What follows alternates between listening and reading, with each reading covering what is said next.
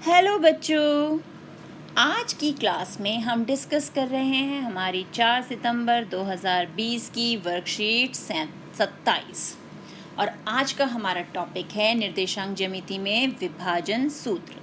दूरी सूत्र तो हम सीख चुके हैं और उसके प्रयोग भी देखे हमने, कैसे कैसे हम क्वेश्चन सॉल्व कर सकते हैं। आज है हमारा विभाजन सूत्र। तो यहाँ हमें एक परिस्थिति दी हुई है, एक सिचुएशन है कि दोस्तों मैं अपनी बालकनी में हैंगिंग गार्डन बनाना चाहता हूँ या चाहती हूँ। इसके लिए मैंने 2 खंबे लगाए। इनके बीच में मैं एक खंबा इस प्रकार लगाना चाहती हूँ कि बिंदु PB की दूरी PA की दूरी की तुलना में 2 गुनी हो। यानी एक खंबा उसने यहाँ लगाया, ये हमारा एक खंबा, और एक खंबा यहाँ लगाया। अब वो चाहते हैं कि इन दोनों खंभों के बीच में एक तीसरा खंबा लगाया जाए जिसमें ये दूरी जो है और ये दूरी, ये 2 दूरियां हमारे पास। तो हमारे पास जो PB की दूरी है, यानी ये P और ये B जो है, इसकी दूरी हमारे PA की दूरी की 2 गुनी हो। यानी अगर ये एक भाग है तो ये इसका 2 गुना, 2 हिस्सा ज़्यादा हो। ठीक है, 2 गुना ज़्यादा हो उससे। तो अब ऐसी स्थिति को हल करने के लिए हम यूज़ करते हैं विभाजन सूत्र। अब ये विभाजन सूत्र कैसे बनेगा, पहले हम इसी सिचुएशन से विभाजन सूत्र निकालते हैं। अब मान लेते हैं हमारा जो पहला खंबा है उसके निर्देशांक है हमारे पास x1 y1, ये हमारे निर्देशांक हो गए। और जो दूसरा खंबा है उसके निर्देशांक हैं x2 y2।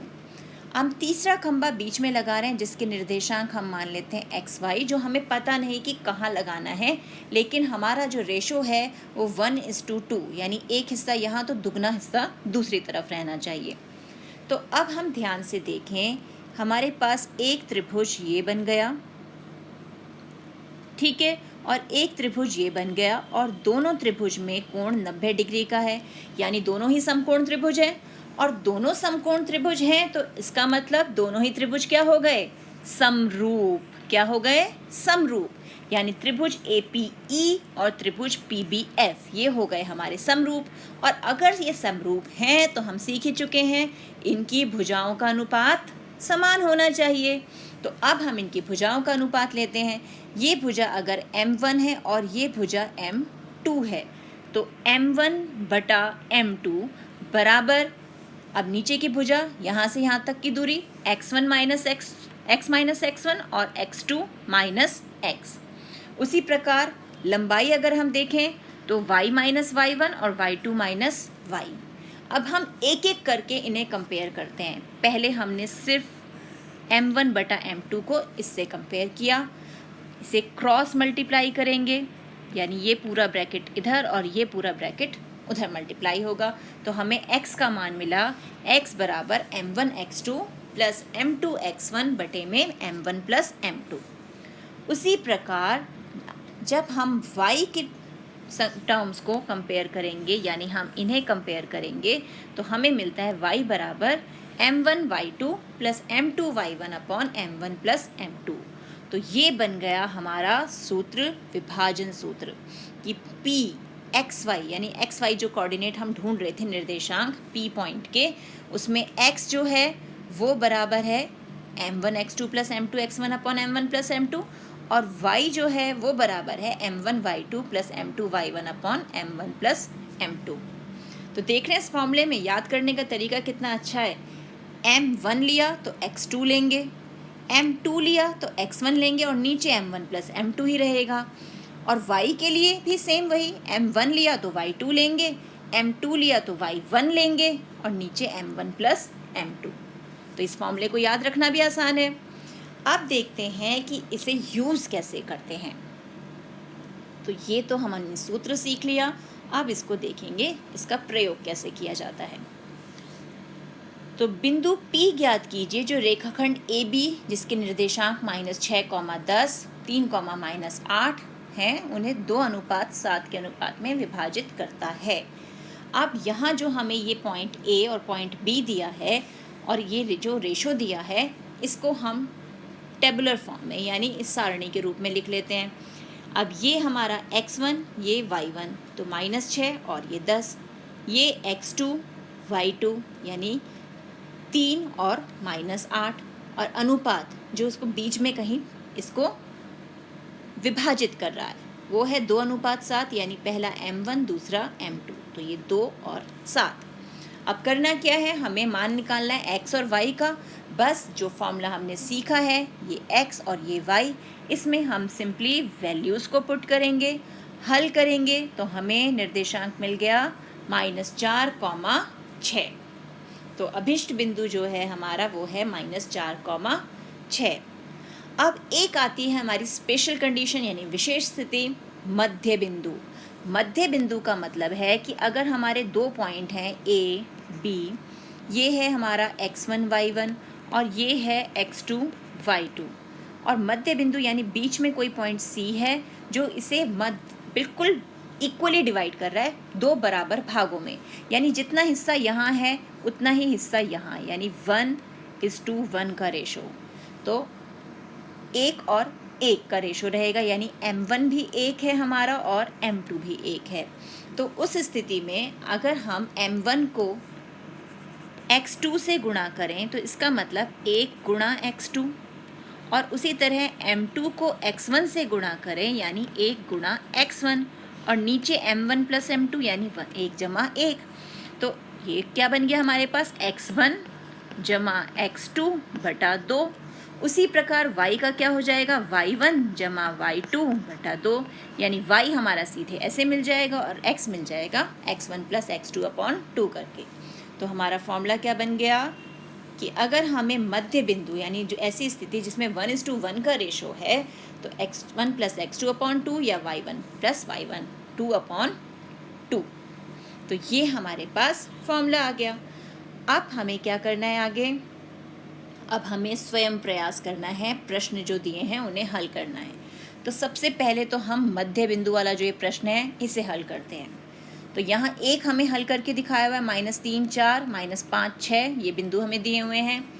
तो x1, x2, y1, y2, तो x1 प्लस x2 यानी -3 जमा -5 जमा -2, और ये आया हमारे पास -8/2 यानी -4, और यहाँ 6 जमा 4 10, 10/2 यानी 5, और बिंदु आ गया मध्य बिंदु -4,5। इसी प्रकार हमें ये प्रश्न भी हल करने हैं। अब x1 कितना है 4, x2 कितना है -4, y1 कितना है 5, y2 कितना है 7। ये आ गया हमारे पास। तो सबसे पहले x निकालना है, तो x के लिए 4 जमा -4/2। अब ये तो हो गया 0, 0/2 यानी 0। तो पहला पॉइंट तो मिल गया 0 x के लिए। अब y के लिए 5 जमा 7/2 यानी 12/2, और 12 को 2 से भाग करेंगे तो क्या मिलेगा 6, यानी ये आ गए हमारे निर्देशांक मध्य बिंदु के। अब इसी प्रकार x1 यानी 7, y1 यानी 6, x2 -3 और y2 यानी 4, हमने इनके मान लिख दिए। अब x1 प्लस x2 यानी 7 जमा -3/2, 7 -3/2 यानी 4/2 कितना आ गया 2। अब 6 जमा 4/2 यानी 10/2, 10/2 कितना हो गया 5, यानी निर्देशांक आ गए 2,5। अब लास्ट जो चौथा प्रश्न है इसे हल करें। यहाँ पर x1 है 2, y1 है -5, x2 है 4, y2 है 9। अब 2 जमा 4/2 यानी 6/2 कितना हो गया 3, यानी x का मान आ गया 3। y के लिए -5 जमा 9/2 यानी 4/2, तो कितना हो गया 2। तो ये आ गए हमारे सबके मध्य बिंदु। अब आते हैं और प्रश्न जो हमें दिए गए हैं, ये है स्वयं प्रयास कीजिए। तो पहला प्रश्न है, उस बिंदु के निर्देशांक ज्ञात कीजिए जो बिंदुओं -1,7 और 4,-3 को मिलाने वाले रेखाखंड को 2:3 के अनुपात में विभाजित करता है। यानी अब हमारे पास x1 ये y1 ये x2 ये y2 और अनुपात है तो यानी m1 और m2। ये सब हमें दिया हुआ है, तो इन्हें यूज़ करके हमें निकालना है उस बिंदु के निर्देशांक यानी एक्स वाई का मान हमें निकालना है जो इसे विभाजित कर रहा है दिए गए अनुपात में। तो इसे भी हल करते हैं। तो सबसे पहला काम हमने x1 और x2 तो ढूंढ ही लिए हैं, अब हम इसको फॉर्मूले में रखकर हल करेंगे। तो हमारे निर्देशांक कौन कौन से हैं? -1, 7 और 4, -3, जिसमें ये हमारा x1 है, ये y1 है, ये x2 और ये y2, और अनुपात दिया हुआ है हमें 2:3, यानी ये m1 और ये m2। तो ये तो हमें दिया हुआ है। अब हमें पता है x बराबर m1 लिया तो किसको लेना है? x2 को। m2 दिया है तो x1 और बटे में m1 जमा m2, तो मान रख देते हैं। m1 कितना है हमारा? 2, x2 कितना है? 4, और फिर ये 3 और ये है -1 बटे में 2 जमा 3, यानी 8 घटा 3 बटा 5, यानी 5/5 आ गया 1। तो x का मान मिल गया 1। इसी प्रकार y, m1 तो y2, m2 तो y1 बटे में m1 प्लस m2। अब वैल्यू रखना शुरू करें। ये 2 गुणा -3 जमा 3 गुणा 7 बटे में 2 जमा 3, तो ये हो गया -6, ये हुआ 21 बटे में 5, यानी 15/5, तो ये मिल गया 3। यानी जो हमारा अभिष्ट बिंदु है जो हमें चाहिए उसके निर्देशांक हो गए पहले x यानी 1, 3। तो ये हमारा उत्तर आ गया। बस फॉर्मूले में हमने वैल्यूज़ रखी। तो ये हमारा हल 1। अब देखते हैं नेक्स्ट क्वेश्चन क्या है। नेक्स्ट क्वेश्चन में हमें दिया गया है वह अनुपात ज्ञात कीजिए जिसमें रेखाखंड को मिलाने वाले बिंदुओं -3, 10, 6, -8 को बिंदु -1, 6 के द्वारा विभाजित किया जाता है। यानी इस बार हमें अनुपात निकालना है, यानी m1 अनुपात m2, ये हमें निकालना है। ये हमारा x1, y1, ये x2, y2, और इन्हें जो विभाजित कर रहा है बिंदु जिसके हम xy निकालते हैं वो xy इस बार हमें दिए हुए हैं और हमें m1 अनुपात m2 निकालना है। तो इसे भी हल करते हैं। अब इस बार क्योंकि m1 और m2 को निकालना है तो फॉर्मूले में हम m1 और m2 की वैल्यू नहीं रखेंगे, हम उसे फॉर्मूले में m1 और m2 ही रहने देंगे। तो हमें यहाँ पर दिया हुआ है -3, 10, 6, -8, तो ये हमारा है x1, ये y1, ये x2, ये y2, और जो बिंदु इन्हें विभाजित कर रहा है वो है -1, 6, यानी ये x y है।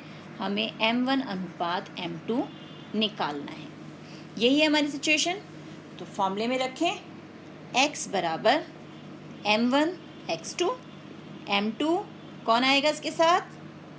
x1, शाबाश, और नीचे रहेगा हमारा m1 प्लस m2। तो x हमारा यानी x की वैल्यू क्या दी हुई है हमें? -1। अब m1 को तो m1 रहने देते हैं, x2 कितना है हमारा?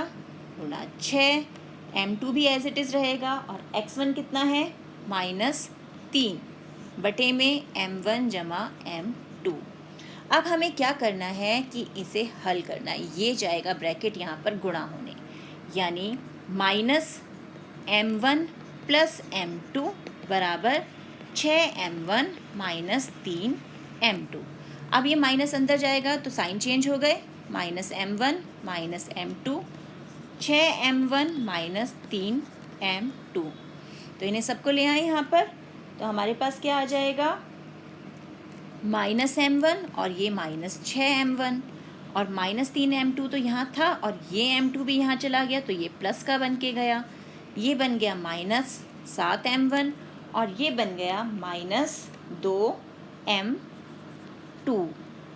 तो माइनस से माइनस कैंसिल, m1 यहीं रहने दिया, m2 को यहाँ बटे में ले गए और 2 और 7 चला गया इधर, तो तो यानी m1 अनुपात m2 बराबर है 2:7 के। हो गया हल ये भी। देखना कितना इजी है। यहाँ पर या तो हम अगर हम y से भी निकालेंगे तो भी यही उत्तर आएगा, तो हमें दोनों से निकालने की ज़रूरत नहीं है, हम किसी एक से अनुपात निकाल सकते हैं। आप y से भी ट्राई कीजिएगा, सेम यही आंसर आपको मिलेगा। तो इस प्रकार के प्रश्न अपनी NCERT एक्सरसाइज से हल कीजिए। मिलते हैं एक और वीडियो में, तब तक keep practising and enjoy maths.